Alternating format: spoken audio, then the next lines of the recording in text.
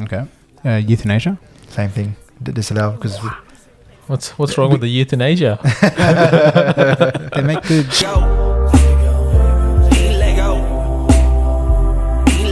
We're back on the Banjo Pod, everybody, where we have conversations to help us level up in career, our relationships, and life, and particularly today in parenthood. Guys, we have a couple of topics here, but before we go in, you guys have had a couple of sick kids. You're dealing with that at the moment. How's that going for you? Late nights, early mornings, lots of snot, pulled out from daycare? All of the above, except for the pulled out for daycare. All of the above. I think it's snotty nose keeps running. Like it's just leaking the whole time. So a lot of fizz, and then you're just trying to make sure they sleep throughout the night. So that Vicks vaporizer's on for most of the night. The heater's on, getting the right temperature, etc., etc. So yeah, it's that tough. vaporizer's so good, man. I actually like that for myself. Yeah, it's good, right? Like it's a nice smell overall. So yeah, I love Vicks. Vicks is mine. Like I put it on my nose most nights before I go to sleep. Yeah, it's such a good thing. Are you a chest rub inside the nose? No, this is probably a very personal topic, but don't tell us where you awkwardly put it. I like the burn in places. No, I like it on my nose, but like when I was a kid, I think why I like the smell is every time I was sick, my parents used to put it like on my like chest and back. And now every time I have it, like it's like nostalgia. It obviously helps me as well, like clear my sinuses and stuff. But I just go into this nostalgia, but I sleep like a baby when I have it on. What you laughing about? What, do you wake up and cry? When you All right, Hubert, how's your sick kid doing? Yeah, it's frustrating. I think when he's sick, he gets frustrated. So it's just like everything you do, he just is angry. He just wants to hit you. So it's just like one of those really annoying times where, yeah, he's just because when he's normal self, he wants to run around, play. Now it's like, I don't want to run. Just want to just cry about everything, and it's like just so frustrating. So yeah, that's what I'm sort of dealing with right now. But but hopefully it gets better soon, so we can start running around again. Sounds like you got the Parramatta squad at home as well, mate. Yeah, but things don't go good. It's just like all hell breaks loose. It's tough, right? Because you're trying to like the appetite's down, and then you're trying to shove food in there, and then like it's just then they're fluid. Like, the main thing is fluids, right? Like it'll keep their fluids up the whole damn time. So just like you're just trying to monitor everything. Just be like, yeah, how many wet nappies have they got? Like. Are you because you guys send your kids to daycare? Do you try and patch them up so they're just well enough to get into the door and they look okay?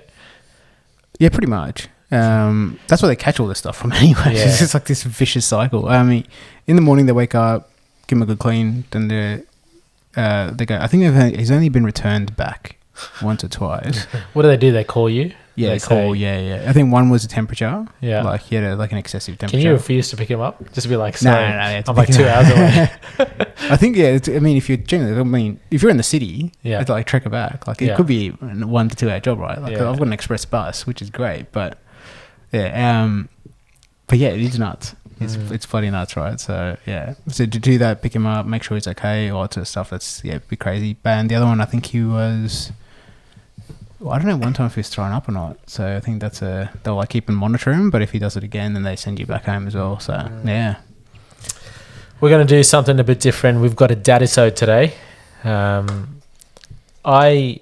It's kind of like life scenarios we go through as dads, and I'm thinking through one at the moment, predicament where I'm sure you guys have gone through this as well. So this is career and work related. I value my time with my family and kids, but we all have this impending male urge to build this nest egg for our families, build this nest egg for our future generations so that we're all safe and secure, etc., etc. But it's a funny balance that we need to go through, particularly at this stage. I feel like later in life, you can always say, oh, you know what, I'm much older now, so it's time for me to settle. Whereas I feel like we're at this ambitious age where we're ambitious in our career, but we're also ambitious in how we raise our kids. And so we want to spend more and more time with them. Do you guys go through this now? Are you going through this now? I'd love to hear your thoughts and, love to flesh this out to, I guess, point me in the right direction and maybe point some other dads as well in this similar journey. Hubert, I'll let you go first in this one. I'd like to hear your voice.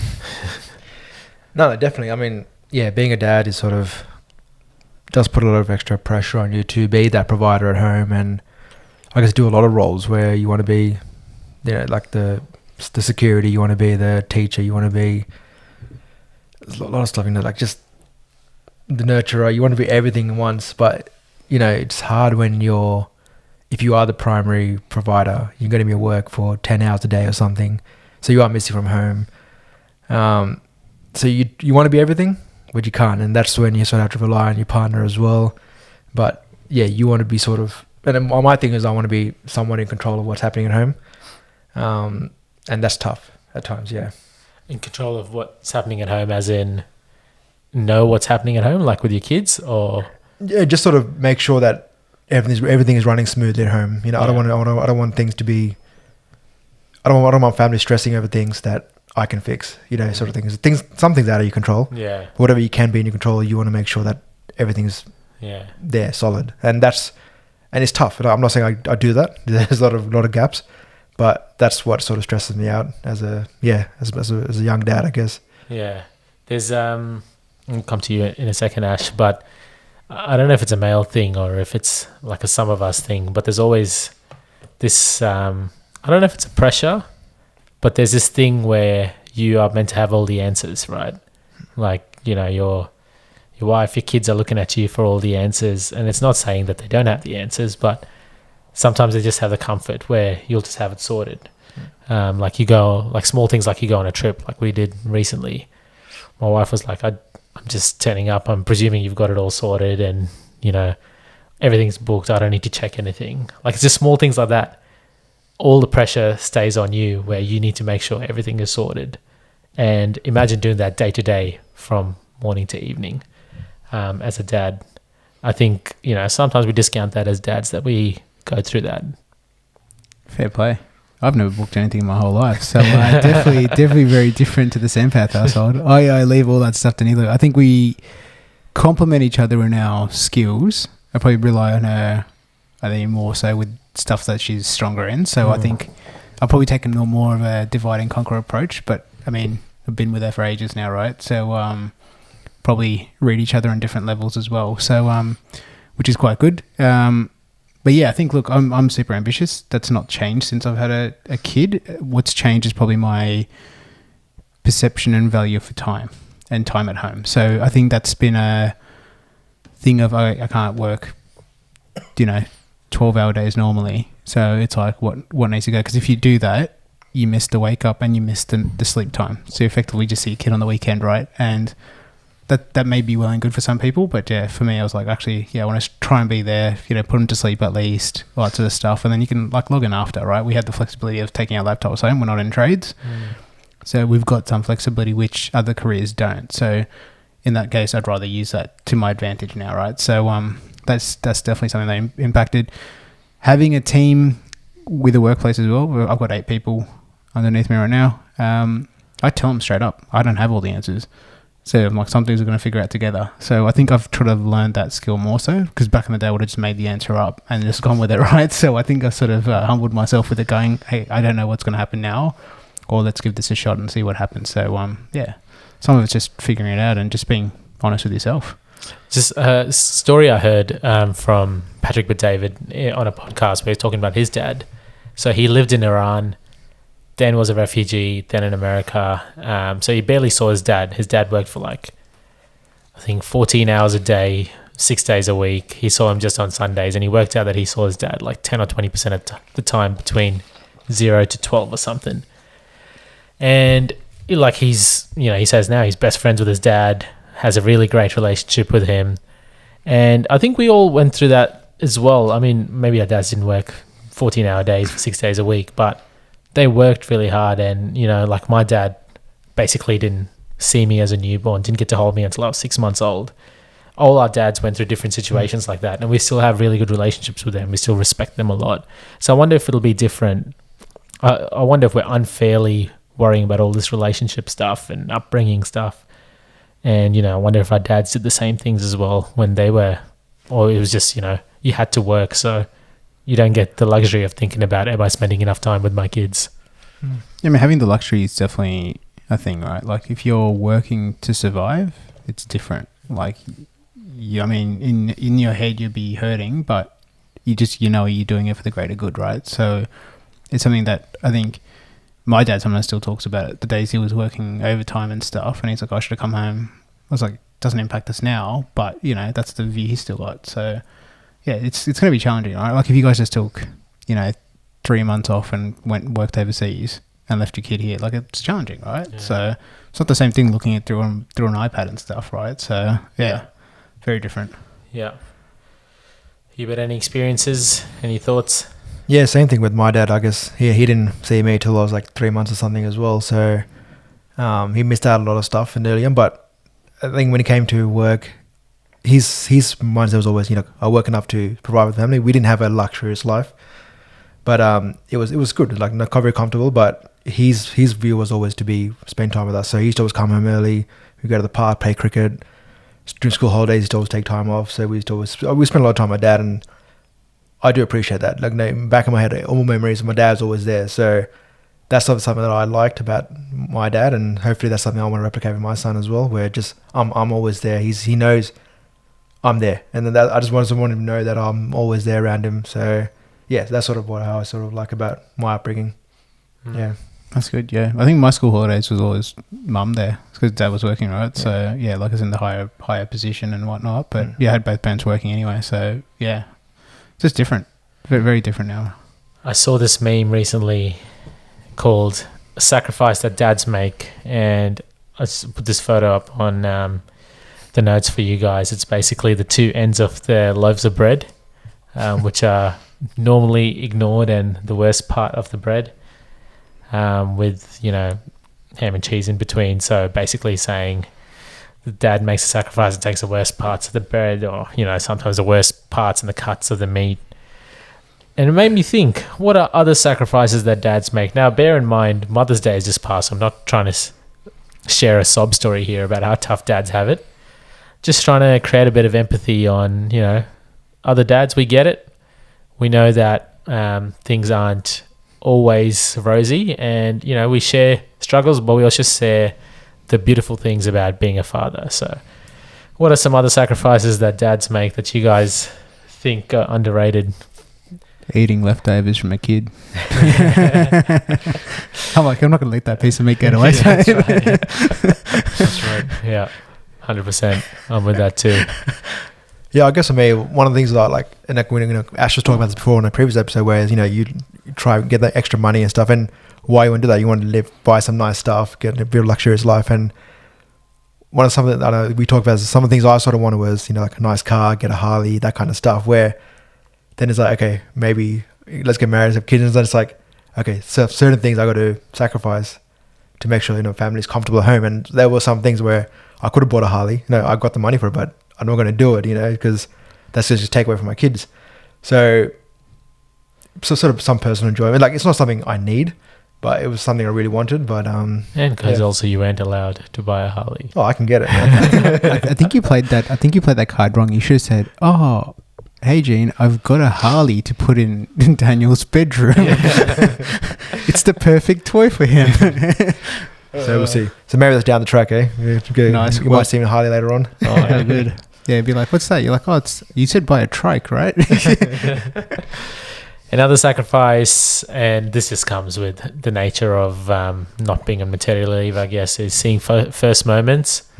So, you're the kid babbling for the first time or walking, and we're lucky, actually, we get to see a lot of these memories now almost instantaneously on video. Through WhatsApp. Get a message sent over, like probably back in the day, you wouldn't get to see that. Yeah. So right. Were your kids born during the COVID time, lockdowns? Yeah. Because I know that's for me, one of my blessings was I was home for all that stuff, right? Because even I was still working, lockdown at home, saw my son, all that first words, first everything. I saw it, so I was like, in a way, it was a blessing that had the lockdowns during that time. So I think that was a game changer. Well, we had I think second or third wave of like lockdowns in New South Wales after, but it was at least I was home for some of it, and then I had to still go into site for work. So I think that was a good stuff. But like if a few years ago we would have been actually in the office full time, right? So been very different. So correct. That's right. Yeah. Any other sacrifices you guys think Hubert, you said here not being able to communicate when things are tough, removing yourself from work. That was me. That was me. I think that doesn't sound like me. Yeah. Look, I think it's like you're saying, Kev. Like you do so much that sort of sometimes gets underappreciated, perhaps. That just it goes under the radar, but you do it so, like in Hubert's view, it stays well oiled, right? It's easy to do that stuff to make sure that nothing collapses in the background. So, and then when things do get tough, we generally, depending on your relationship, it's probably hard to sort of, be vocal about going, hey, this is getting tough now, because you feel like you're the man, you just want to keep adding to that, right? But there is a breaking point for us as well, right? But we just realize it very far down the track, like after we've already broken. So I think that part is challenging. And I think work pressures get more intense each year for people like us, because the more senior you get, the more pressure there is. Yeah. And no one really trains you on how to deal with that pressure. They just assume that you can deal with it. So I think it's the perfect storm in that case, and you don't want that backfiring on your kids as well, right? So yeah. And on that point, I think there's one thing we're going to talk about in a future episode, where it's like, being dads at home, we can't really vent our issues to our wife and kids. Where that's what's important, have that group of friends where you can trust and have your boys night out. But and you see a lot of our times when we have boys night out, we are getting quite personal with our lives and sort of venting a bit, and doing that, it sort of, eases you a bit, just sort of brings your anxiety down, and just sort of be able to vent to your close mates like that. It's so important. And I think that's what, for the viewers out there, sort of like, make sure you have that close group of friends and keep them close. Make sure you keep meeting up, because I think that's tough when you lose track of, I find days just fly by and feel like, I haven't seen you like in a month. I'm like, oh, jeez, it's been that long. So things like that, where you just got to be careful that you don't fall in the trap where you just stuck in your own mind and not be able to talk through things. Because I can't talk to my son about certain issues, and something the wife doesn't understand. So when I come to you and you guys talk, is like you guys going through the same issues I'm going through. It just makes sense. And I think that's very important as well, being able to vent that out. It's a great point. And also being, this sort of went to a life coaching session, but I think telling your partner about what you need as well, like with that, if you're hanging out with your mates, hey, I actually need this. Like this is good for me. And, it becomes less of a, hey, I'm going out with my mates to have a piss up. This is like this is mental health first aid. Yeah. That's right, Ashby, if you're hearing this. It's so true. Like even things like, sometimes I want to go for a run. And like the last couple of years I've told her, like, once a week, if I don't do something physical, like I feel like I don't know what's wrong with me. Like I kind of lose, like I just get angry, frustrated at stupid things, and I'm like, I actually need this. Yeah. I find the walks as well, like pretty handy to have. Like sometimes from here, like Neil's like, oh, I'll drop you to, I was like, no, I need that walk to the bus. Yeah. Like that's just me, I can just clear my head. Yeah. She's like, oh, why? I was like, I don't know, that's just what I need. So I was like, you drive if you need to, I'll walk. And she's like, just driven off, and I was like, that's fine. Yeah. Because I needed that walk in the morning, right? So there's certain things I'm like, like it may take me 10 minutes longer or 15 minutes longer, but I'm like, that's what I needed just to, start the day off on a good note. So, yeah. 100%. We've just had Mother's Day, and we're not here saying that we do it tougher than the mums. So this is definitely us saying there are challenges that we have, but I'm sure you guys would agree, if we had our way again in another lifetime, we'd still be dads. And we are totally empathetic to the fact that our better halves go through much more difficult things, sharing beds with kids, sharing food, sharing their personal space, sharing, toilets, showers. I'm just thinking of all the things that my wife goes through that I would never do. So, yeah, kudos to mums, and, happy Mother's Day, belated Mother's Day to all the mums out there. Lads, I've got this new card game. It's meant to be a conversation starter. So I don't know if you guys have seen this comedian on TikTok, Instagram, YouTube, Facebook, Jouska Singh. He's this guy in Perth that just goes interviewing people. You'll see him with a mic. He'll just go ask random people stuff. Right. He created this game, which is basically a game. This is for you, Ash, by the way. So I know you guys love your card games. I don't wipe this for you, so it's not wet. But basically, this helps people start conversations. And I looked at a couple of these, and they were super deep. So I thought we'll pick one. I've already told him and I've tagged him on TikTok and said we're going to do this live on a podcast. Oh, wow. So let's pick a card and we'll talk through the question that's on there. So I like to put Hubert on the spot when it comes to this stuff. Bring it on. Let's do it. Hubert, do you want to pick a card? Yeah, sure. Ash, you pick a card and you ask us the question. We'll all have to answer the question. So right. Hopefully it's not too R18 plus. And the first heading says controversial. Shall I pick another one? I'll keep it. No, all let's right. go. You ready? Go for it. You ready? All right. You're heading the committee which will decide whether certain controversial laws will be implemented. Abortion, death penalty, euthanasia, gay marriage, gun control, Oh my gosh. legalization of marijuana, and prostitution are issues you must decide on. Which of these do you allow, and which do you disallow, and why? So, abortion. I think we should redo that one. No, I'm happy to All go right. that. Okay. So, abortion, death penalty, Alright, euthanasia. Let's gay go marriage. to one by one, whether we approve or disapprove them. Yeah. My full caveat here before we go through all of this based on our own values, and these mine are very faith-based. I'm sure some of you guys are like that as well. Yep. So yeah, we can go through one by one, or I can give you a blanket statement because a lot of those are out. So go through them, Ash. Abortion. Now, kick it out. So what is You allow or disallow, and why? All right. Yeah, disallow. Why? Yeah. It's murder. It's murder. Yours? Same? Yeah, I'm the same. All right. I'll probably keep mine for now. Death penalty. Disallow. Imagine we said allow. Yeah, disallow too. Disallow, right? Okay. Euthanasia. Oh, why? Why? Murder? Why? Because we don't control from my point of view is we don't have control over who dies and lives, sort of thing. Yeah. Okay. Euthanasia? Same thing. Disallow because What's wrong with the euthanasia? They make good sneakers, bro. Didn't you come in Puma shoes today, bro? Relax. Yeah, I'm disallow as well. Okay. Gay marriage? disallow because marriage is not between a man and woman. Is not between a man. No, I disallow it because marriage is between a man and woman. I'm the same. Gun control? Gun control, allow gun control? Do you allow or disallow? I think there should be gun control. Yes. I don't want guns in the. That's what I'm trying to say. Yeah, I'm the So same. you don't want guns? I don't want guns on the street. So no. effectively, gun control would mean take it out, right, altogether. So disallow any. No, you allow gun control because you're controlling. Whatever way it is, right? there's no guns. Yeah. Okay, yeah.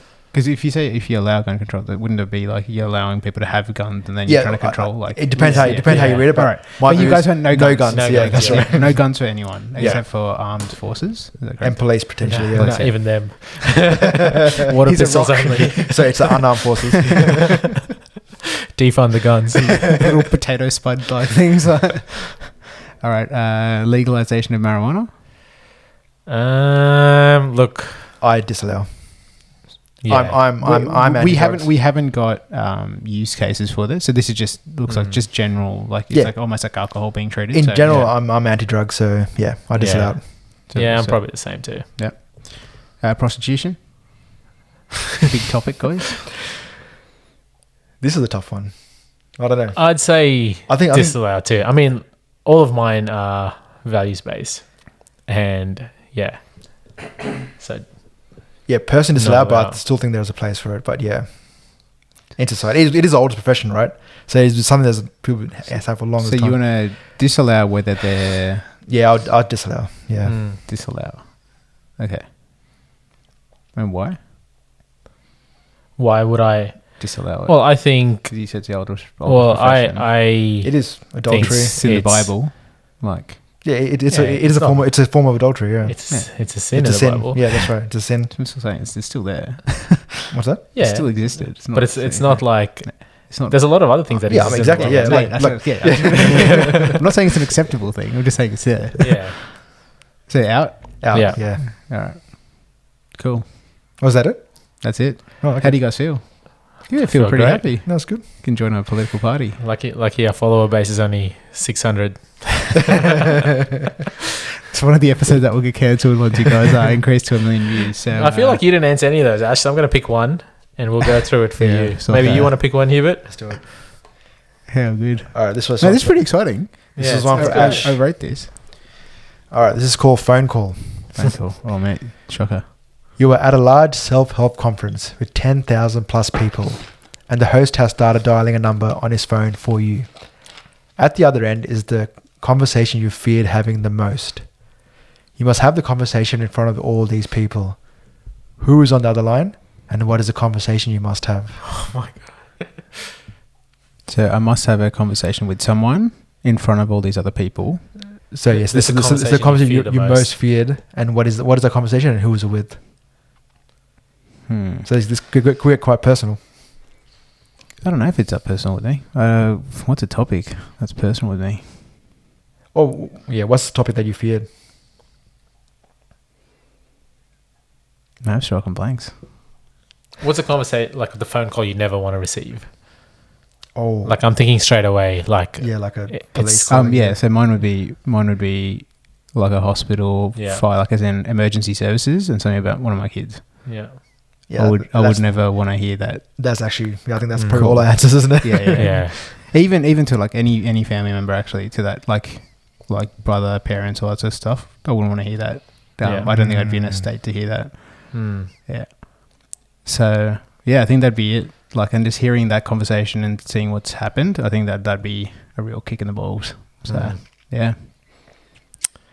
Okay. There you go. If it was the other way around, like let's say you had to confront a personal demon to someone, like imagine that, like if you had to flip that, then who would that be for you guys? So let's say you had to have a call with someone. I want to put a hypothetical out. So like conversation you don't want to have with someone else. Yeah. Oh. Let's see, you've done it there. I'll say you receiving a phone call, but what happens if you have to, because someone's dialed a number for you and you have to have a conversation with that person. Have you seen that? Do you see the flip there? Because if I'm dialing a number, let's say I dial your great grandfather. Yeah. And you have to tell him something. Like, what do you tell him? I don't know. Yeah, what are you telling me? You'd be like, I'm providing for my family. He's like, are you serious? So, stop stressing about work. As in, what do you, what's that conversation? I guess, is there a conversation? What's a conversation you don't want to have with someone? The other one was, what's a conversation you don't want to hear? Yeah. This is what's the conversation you don't want to initiate. Is that what the question was? Maybe it was. Yeah, that's what I read that, yeah. So we twisted it as if it was I don't want to hear. He said you dial, like someone dials it in for you. It's like a Tony Robbins thing. Yeah. I don't know. That's a... It'd have to be something with, I don't know, you guys probably have other stuff, but like an ex or something. That's the first thing came to my head. Like if you call my ex, I'll be like, awkward, you know? It's like, I don't want to have this conversation in front of 10,000 people. Yeah. But like facing your, I guess, your mistakes there and owning up to it in front of 10,000 people and apologizing for it. Goodness. Pity the thought. Yeah, like it's interesting. So like someone you wronged in the past and you're having the conversation with them. Let's take this one step further. What if that wrong landed into something else, like a pregnancy that you had no idea about and you ended up having a child somewhere else? What happens then? No, what happens then? Do you own up to it, or you just go, that's not mine? Well, 10,000 other people know it. It's just a phone call, right? So what do you do there? If someone's now, you've had that phone call, what happens then? So these are all hypothetical, guys. This is not happening in real life. DNA test. You go do there, full Jerry Springer. Like, well, if kid's white, it ain't right. Yeah, I mean, it's some challenging circumstances, right? So you never know. Hubert, what's your view? Do you own up to it? Do you come back and say, well, let's do a DNA test? Do you come back and say, get out of here? For sure. No, you need proof. Yeah. I'm not just going to own up to something I don't. Let's say it's your evidence. Let's say the DNA test has occurred. Yeah. And it is yours. What do you do now with the kid? I guess it is your responsibility. It is your kid. So, I don't know. If it's your kid, you take care of it. There you go. Mate, this guy, we've got the ash cards now. Mate, this is a messed up conversation. Can we do another one? Yeah, I know, exactly. Can we do another? We can do another one. Let's do another one. Mate, holy moly, this guy must have thought. Could you imagine the shit he was like drinking when he built these? Okay? Oh, mate, I can imagine this with the banjo boys. Oh, my gosh. They can get quite. All right. Oh, this is a big one. That's what Hubert said. Actually, I don't want to do this. This is too technical. Oh, right. As in, like, it's too, like, right. businessy. And we just do business stuff on podcasts all the time. Yeah, mate. That's Ash's favourite way of doing stuff, technical. Mate, there you go. It's fine to me. This is good. I think. Dinner guest. You become friends with one of the most well-connected men in the world. He gives you the choice of inviting anyone in the world to be your dinner guest. Who do you tell him you'd like to invite? Why? Dead or alive? Let's go assuming alive. it's alive, yeah? Yeah. Who do you bring? Just one person. Yeah.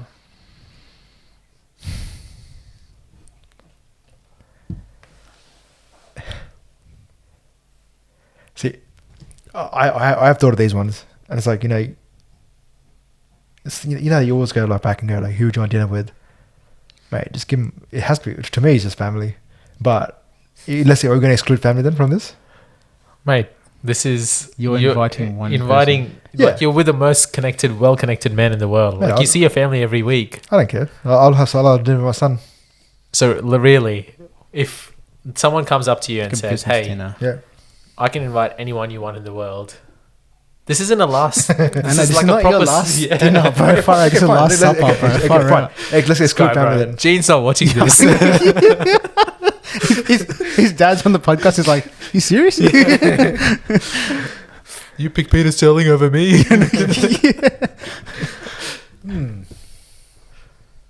I'd like, for me, it'd be someone in the business world. Like, once again, I mean, I rely back on that. Donald Trump. Donald Trump. I reckon it'd be someone like a Richard Branson or someone who's like an entrepreneur who's made it like properly. I like Richard Branson because he's done so many things before and he's failed so many times. So I like people like that. But if it was an athlete, yeah, mate, there's heaps of athletes I'd probably choose as well. So yeah. I don't know. Who's your guy? It's weird. It's like my one was probably because I've been listening to a lot of him, Patrick Bet-David. Yeah, I was thinking him as well. Because I'd think for yourself, bro. I'm thinking of someone like I'm thinking network effect now as well. Someone who knows people, someone who I find incredibly intelligent, but also someone who shares the same values as me. Because I don't want to sit on the table and. I mean, maybe there's a sense of richness sitting across someone who doesn't share the same values as you that you can learn from. But I feel like there's a lot I could learn from someone like him. And there's also not many others that come to my mind that are like massive outside of... It probably would have been Brett Lee, but then I saw him at a pub in Byron Bay, so he's off the list now. So you have your Syrian connections, right? CV sorted, mate. So yeah, there you go. So I guess for me, I'll probably go, think about it now, I'll probably go like someone like Zach Brown. You know who Zach Brown is? He's the CEO of McLaren. Yeah, I've heard that. Yeah.